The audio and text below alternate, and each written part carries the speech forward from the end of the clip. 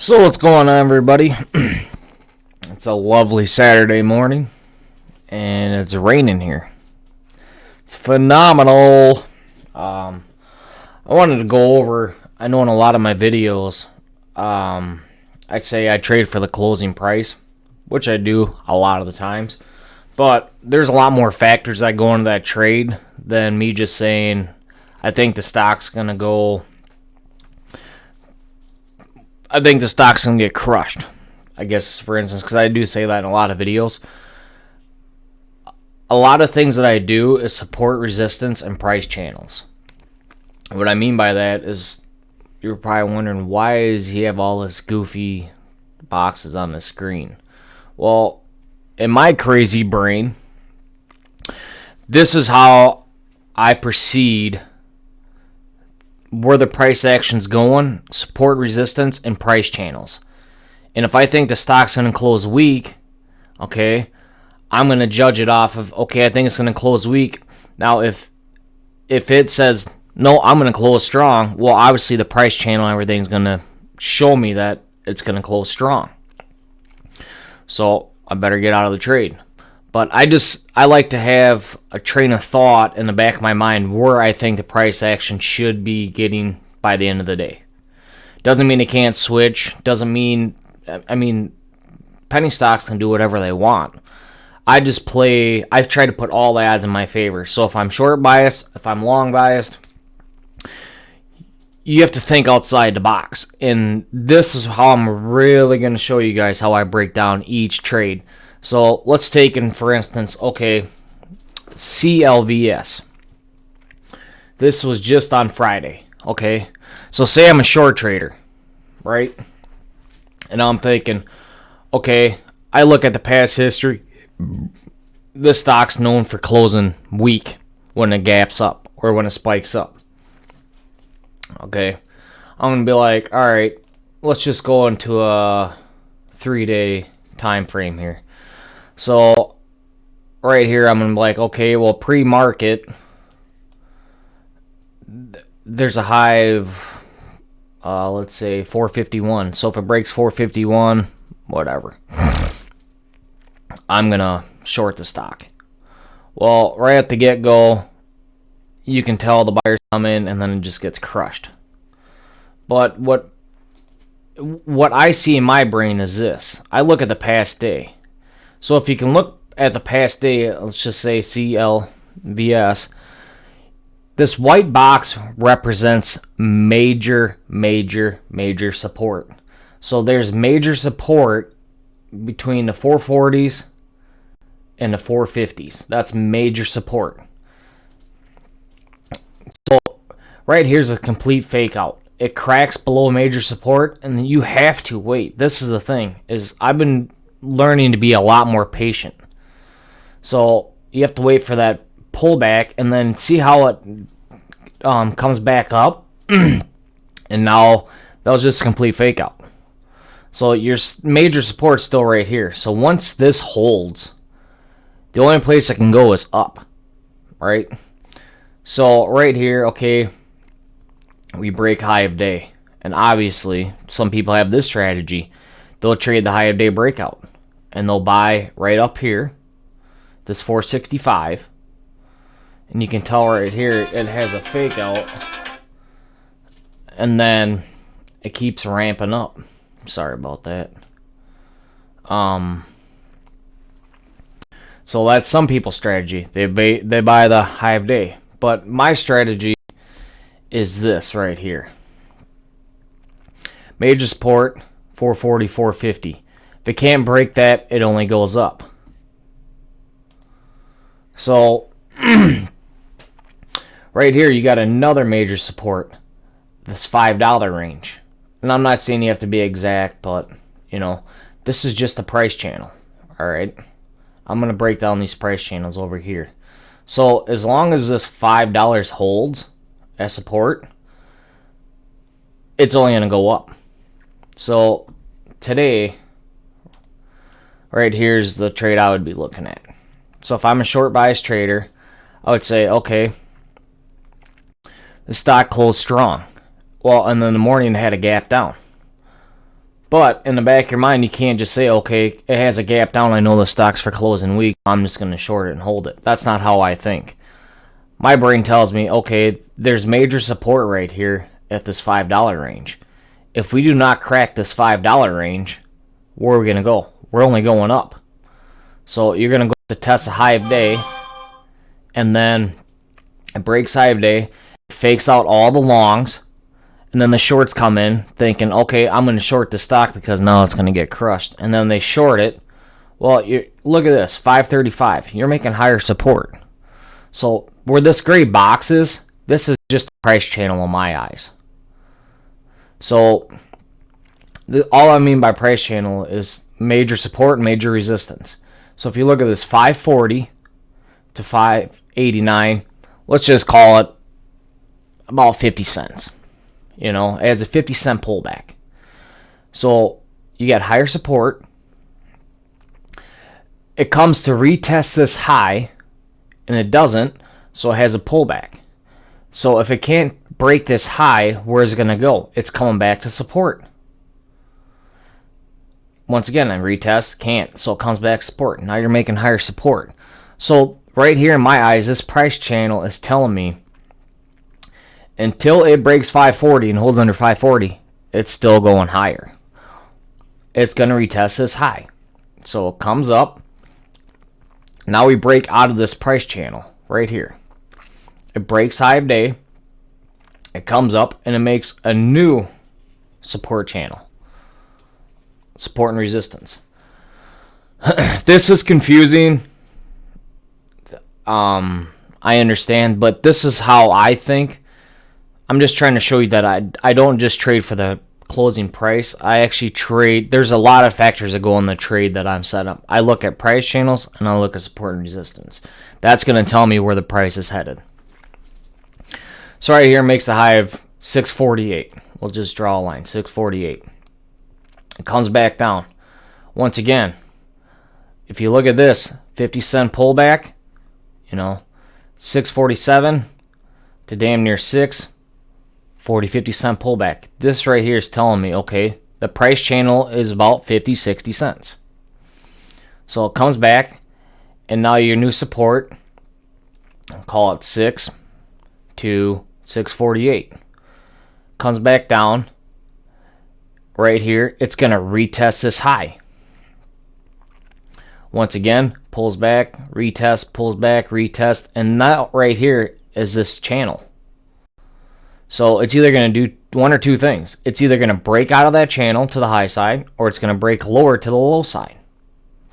And there's a million ways you can play this, and I'll explain it on this one. But for me, I like holding for the closing price, or a big percentage of it. So over here, okay, it breaks out, and now you have a new price channel. So we come up, and I'm going to call this price channel between 765 and 690. It breaks out, it comes up here, 744. Pulls back to 690. Another 50-cent pullback. You're getting the concept on this one. It likes to have 50-cent pullbacks. Wait for that pullback. Okay, it's going to show you the new support, and comes back up here. 727 comes back down. It's gonna, if it can't go higher right here, if it can't test this high, where does it go? It comes back to support. Your support, this white box right here.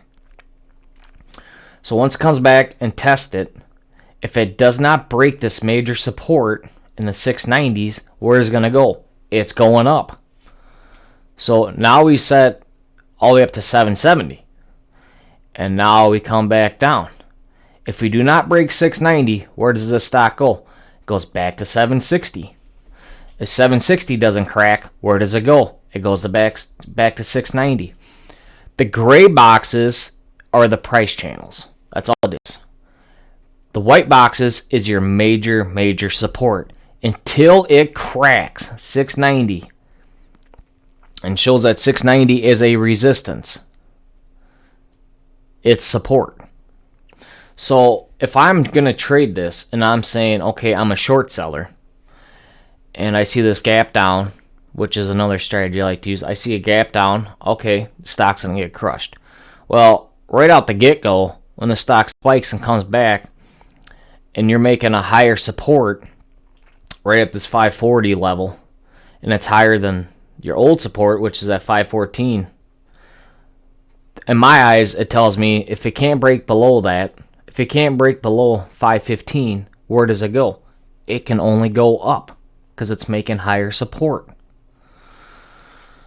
Maybe this video is really confusing to some people, in which it might, but at the end of the day, all I'm getting at is when I trade penny stocks, when I like to trade for the closing price,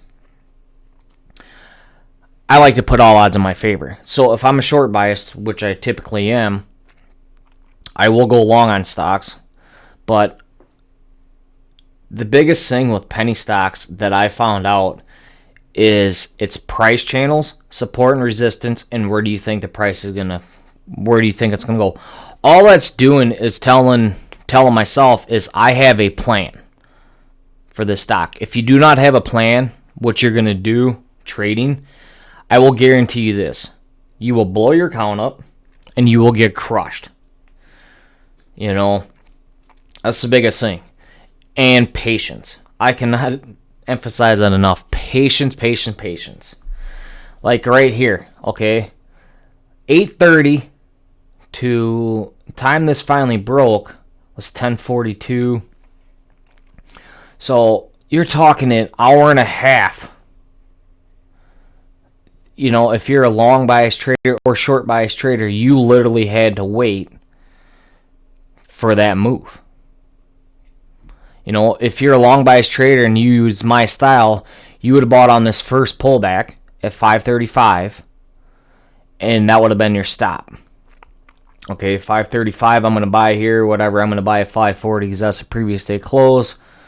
And when it comes up, and if it makes higher support, you still hold the trade because it's making higher support. If it makes higher support, it's only going to go up. And all this gray box is a price channel. That's it. If it keeps making higher support, it's only going to go higher.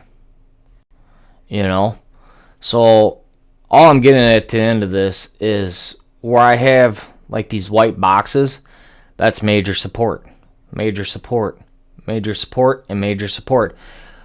If it cracks major support, if it flushes right through, yeah, you can buy that breakdown. A lot of people, there's so many ways to trade this. Up here, you can trade, hey, I'm going to short at resistance because I know resistance is in the 750s, 770s, and I'm going to cover in the 690s or in the 7s. You can short here, cover here, short here, cover here. Short here, cover here, short here, cover here. There's so many different ways to play it. There's a lot of people that trade the price channels, and that's fine. You can make a lot of money trading price channels. All I'm getting to at the end of the day is that I'm just showing you in my crazy brain how my brain works. My brain works this way. There's pretty much 4 things: major support, major resistance, where I think the trade's going to go for the day based off of the history of the chart, and support, resistance, and a lot of patience. Lots of patience. Like that trade that I held yesterday, that's a lot of patience. I could have took profits any time, but in my mind, it said, hey, this is where my target price is, and as long as we keep making higher lows, higher lows, higher lows, higher lows, higher lows, there's no reason for me to sell that position. Now, if you're just playing a price channel like this, you can make a lot of money in this little area. For no doubt. You can make $1,000, $2,000 just in this little area, and you could be done for the day. I just like to trade where the closing price goes, but doesn't mean that that my theory is going to say I'm going to short the stock and I'm going to hold it until the closing price because I know it's going to close weak. No, it doesn't have to do anything. But if you can somehow in your mind say, okay, I'm going to play the price channels, support resistance, blah, blah, blah, blah, blah, blah, this gives you a little more depth on, okay, am I long biased, am I short biased? Can I flip the long biased? Hell yeah. If I think the trade's going to go higher, yeah, you better damn right believe I'm going to switch to long biased. Why would I short a stock that's going to just... Why am I going to short a stock that's just going to keep collapsing? That I think is going to collapse and just keeps rising. I mean, that's dumb trading. You have to be able to flip. You have to be able to flip biased. I normally don't long, but on this stock right here, this CLVS, if you look at what this stock did, if you're still here, listen to this. This stock went from $2.93 to $17. Do you think I'm going to be a short bias trader on this? No. Not unless it shows me. If you look at these days, they're only dollar pullbacks. So if I'm a short bias trader and I see a little dollar pullback, I'm probably not going to short the stock unless I'm playing the price channel. You know, I'm going to wait for the big day. Like right up in here. You know, you got to look at the volume. There's so much that goes into it than just some price action. All I do when I say I look at the price action, or when I look at the what the stock did in the past, it's just to give me a reference. Like, hey, the stock's known for spiking up and not holding its gains, so that just gives me that edge. Now I still have to play its support and resistance and price channels because just because I have that edge, that's just a plan. My plan is this stock's going to get crushed, or this stock's going to go up, or whatever. When I trade for the closing price, I just want that plan. Okay, I'm either short biased or I'm long biased. And that just gives me the direction why I'm going to move in the day.